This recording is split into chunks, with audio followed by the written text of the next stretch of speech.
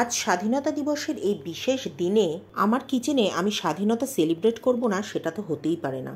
তাই আজকে আমি বানাচ্ছি একটা তিরাঙ্গা মিষ্টি। ভারতবর্ষের স্বাধীনতা এসেছিল ত্যাগ, ভালোবাসা আর ঐক্যের মাধ্যমে। তেমনি এই মিষ্টিটিও তৈরি হবে 3টি রঙের উপকরণ দিয়ে, যেটা সব একত্রিত হয়ে বেশ সুন্দর একটা রূপ দেবে, যেটা আমার তরফ থেকে আমাদের জাতীয় পতাকাকে সম্মান জানানোর সামান্য একটা প্রচেষ্টা। তাহলে চলুন মিষ্টির মাধ্যমেই ভালোবাসার স্বাদ আর দেশপ্রেমের রঙটাকে ছড়িয়ে দিই। বানাচ্ছি তিরাঙ্গা হালুয়া। এর জন্য প্রথমেই নিয়েছি একটা প্যানের মধ্যে কিছুটা সুজি। আমি এখানে আধ কাপ মতো সুজি ব্যবহার করেছি। এবার সুজিটাকে খুব সামান্য একটু ভেজে নিচ্ছি। খুব একটা বেশি ভাজবো না, কারণ সাদা রঙটা বজায় থাকাটা বিশেষভাবে জরুরি। সুজিটাকে মিনিট 2 ভেজে নেওয়ার পর তারপর এর মধ্যে দিয়ে দেব কিছুটা দুধ। দুধটা দিয়ে সুজিটাকে সিদ্ধ করে নিচ্ছি। সুজিটা যখন সিদ্ধ হয়ে যাবে তখন এর মধ্যে দিয়ে দেবো 1 চামচ মতো ঘি, আর তার সাথে দিচ্ছি কিছুটা এলাচ গুঁড়ো।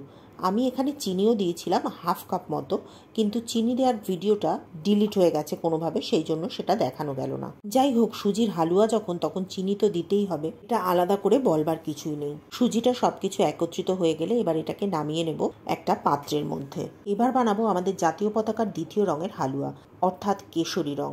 এর জন্য আমি নিয়েছি 2টো গাজর। গাজরের খোসা ছাড়িয়ে নিচ্ছি। গাজরের খোসাটা ছাড়িয়ে নিয়ে তারপর গাজরগুলোকে একদম ছোট ছোট টুকরো করে কেটে নিচ্ছি। যেহেতু একটু তাড়াহুড়ো করে করছি, সেই জন্য আমি প্রথমে গাজরগুলোকে ছোট ছোট টুকরো করে কেটে নিচ্ছি।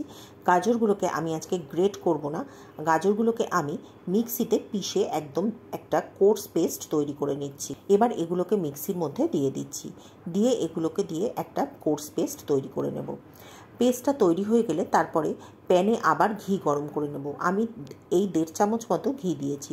তারপরে পেস্ট করে রাখা গাজরটা এর মধ্যে দিয়ে দিচ্ছি। গাজরটা দিয়ে বেশ ভালো করে ভেজে নেব যতক্ষণ না পর্যন্ত গাজরের কাঁচা গন্ধটা একদম চলে যাচ্ছে।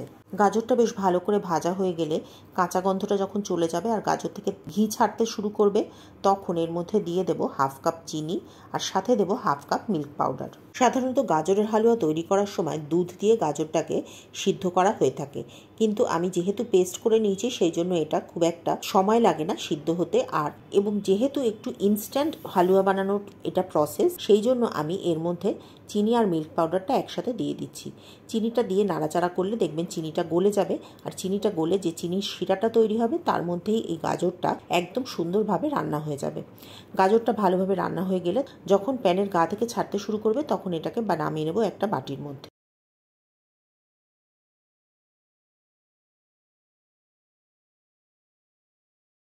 বানিয়ে নেব 3য় রং, অর্থাৎ সবুজ রং। এর জন্য নিয়েছি বেশ কিছু মটরশুঁটি। আমি এখানে ফ্রোজেন মটরশুঁটি ব্যবহার করেছি। এই মটরশুঁটিটা প্রায় 1.25 কাপ মতো হবে। মটরশুঁটিটাও একদম মিহি পেস্ট তৈরি করে নিচ্ছি। এবারে ফ্রাই প্যানের মধ্যে 2 চা চামচ মতো ঘি আমি দিয়েছি।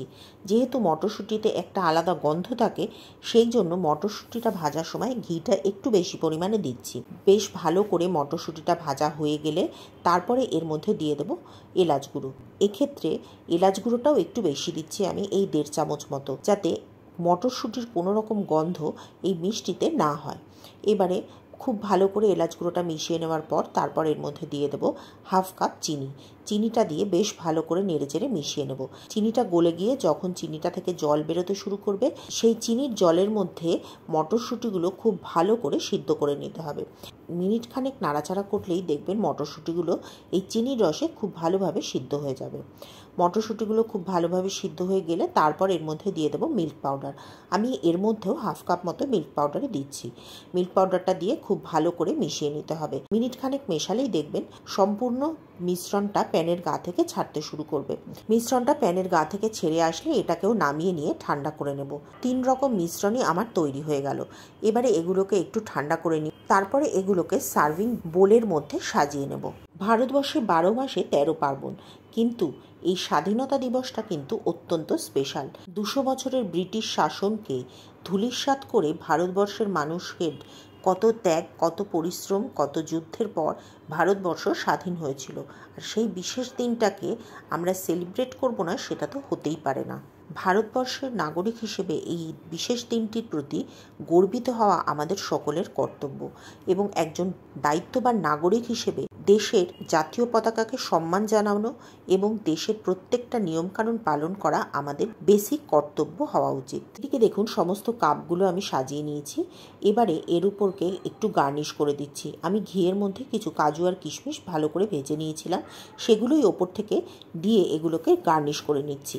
আমি এখানে ঘি শুদ্ধই এগুলোকে দিচ্ছি। ভেজেছিলাম, অর্থাৎ যে ঘিটার মধ্যে কাজু কিশমিশটা, সেই ঘিটা শুদ্ধই আমি কাজু কিশমিশগুলো এর উপরে সাজিয়ে দিচ্ছি। তৈরি হয়ে গেল ইন্ডিপেন্ডেন্স ডে স্পেশাল তিরঙ্গা হালুয়া কাপ। আজকের এই সহজ সিম্পল সাদামাটা রেসিপিটা আপনাদের কেমন লাগলো কমেন্ট করে অবশ্যই জানাবেন। যদি ভালো লাগে তাহলে লাইক করে একটা শেয়ার করে দেবেন, আর যদি চ্যানেলে নতুন হন তাহলে চ্যানেলটি সাবস্ক্রাইব করে পাশে থাকা বেল বাটনটি ক্লিক করে দেবেন। যদি ফেসবুক পেজ থেকে দেখেন তাহলে পেজটিকে ফলো করে নেবেন। তাহলে এ পর্যন্তই, পরের দিন আবার দেখা হবে নতুন রেসিপি নিয়ে নতুন ভিডিওতে। সকলকে স্বাধীনতা দিবসের অনেক অনেক শুভেচ্ছা জানিয়ে শেষ করছি আজকের ভিডিও।